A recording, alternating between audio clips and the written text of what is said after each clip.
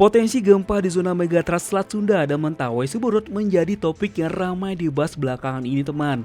BMKG menyatakan potensi gempa besar di dua zona megatrust itu sudah dibahas sejak sebelum terjadi gempa dan tsunami Aceh tahun 2004. Nah, Kepala Pusat Gempa Bumi dan Tsunami Badan Meteorologi, Klimatologi, dan Geofisika BMKG Daryono pada Minggu 11 Agustus 2024 memberikan keterangan tentang kekhawatiran para ilmuwan Indonesia terhadap seismic gap megatrust Selat Sunda dan megatrust Mentawai Siberut. Nah, dalam keterangan resminya, Daryono menyebut bahwa kedua megatrust tersebut dapat memicu gempa besar. Bahkan megatrust Mentawai Siberut disebut berpotensi mengguncang wilayah Sumatera dengan kekuatan 8,9 magnitudo. Namun Daryono menjelaskan rilis gempa di Selat Sunda dan Mentawai Siberut tinggal menunggu waktu yang dibuat sebelumnya karena kedua wilayah tersebut sudah ratusan tahun belum terjadi gempa besar. Meskipun begitu, bukan berarti segera akan terjadi gempa dalam waktu dekat. Nah, tapi tahukah teman, ternyata di Sumatera tidak hanya terdapat megatrust Mentawai saja. Ada 6 megatrust yang membentang di sepanjang Pulau Sumatera. Dan di video kali ini kita bakal bahas tentang 6 megatrust yang ada di Pulau Sumatera. Langsung aja kita tonton videonya sampai habis dan selamat datang di akun channel YouTube Kreatif Hamdi.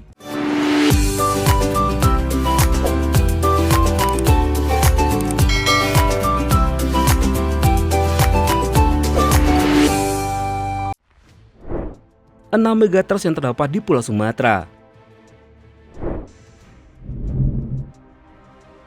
Gempa megatrust di daerah Aceh Andaman memiliki potensi gempa terbesar dengan magnitudo maksimum 9,2 dengan pergeseran 4 cm per tahun. Potensi bencana tersebut pernah terrealisasi pada tahun 2004 ketika Aceh diguncang gempa berskala sekitar 9,1 magnitudo.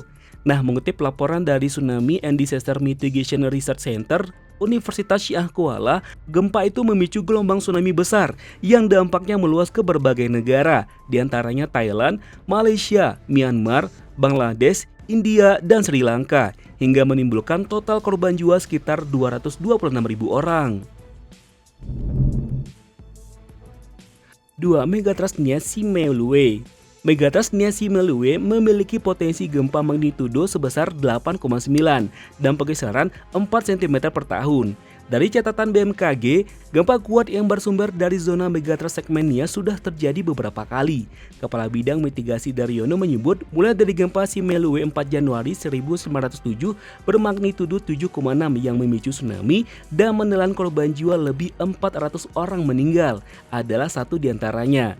Gempa kuat lainnya dari segmen yang sama adalah pada 2 November 2002 dengan magnitudo 7,2 dan mengakibatkan puluhan orang luka-luka. Dan gempa pada 20 Februari 2008 dengan magnitudo 7,3 hingga menimbulkan kerusakan dan menelan korban jiwa 4 orang meninggal. Sebelum kita lanjut tonton video ini, seperti biasa kembali kita ingatkan teman untuk support channel ini dengan cara tekan tombol subscribe, aktifkan juga tanda loncengnya, like dan komennya jangan sampai ketinggalan. Terus jangan lupa juga untuk tinggalkan super thanks-nya.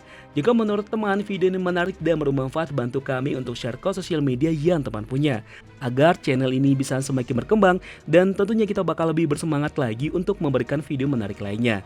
Kita lanjut ya, tonton videonya. 3. Megatrust Batu. Dijelaskan Kepulauan Batu merupakan daerah rawan gempa dan tsunami. BMKG mencatat gempa dahsyat sudah beberapa kali terjadi pada masa lalu, seperti pada 16 Februari 1861 dengan magnitudo 8,4 yang memicu gelombang tsunami dan menyebabkan lebih dari 1.000 orang meninggal.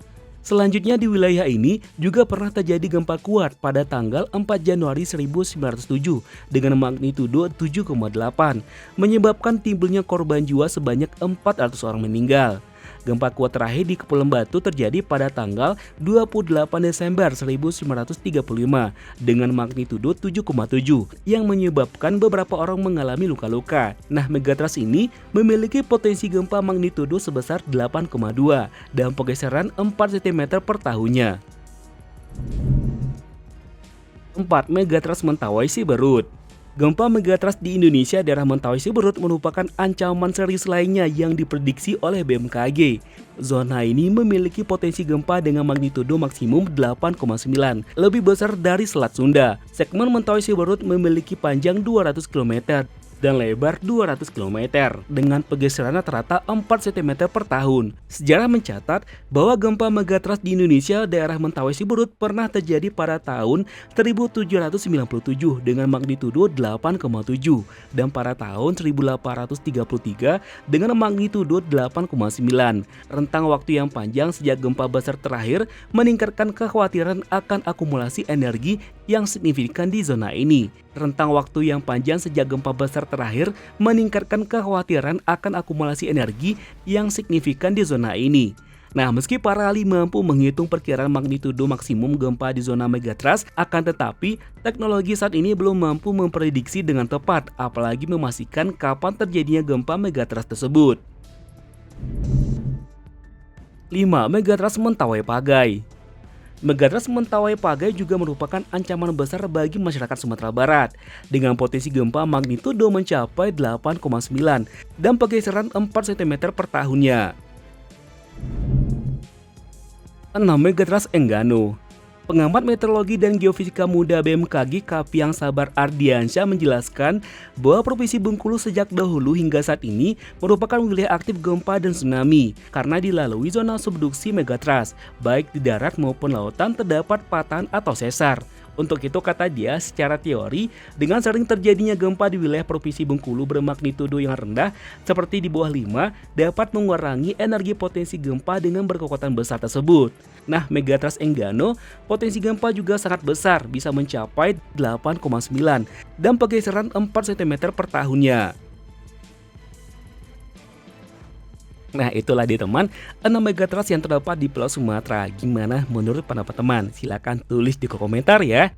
Nah, sekali lagi kita ingatkan ya, gempa manapun tidak bisa diprediksi kapan datangnya. Kita sebagai manusia hanya bisa berdoa dan berpasrah kepada Yang Maha Kuasa agar bisa dijauhkan dari segala bencana. Dan semoga bencana apapun tidak akan terjadi di Indonesia ini. Amin. Yaudah, akhir kata, assalamualaikum warahmatullahi wabarakatuh. Sampai ketemu di video selanjutnya. Dan jangan lupa juga untuk melakukan satu kebaikan untuk hari ini. Bye-bye.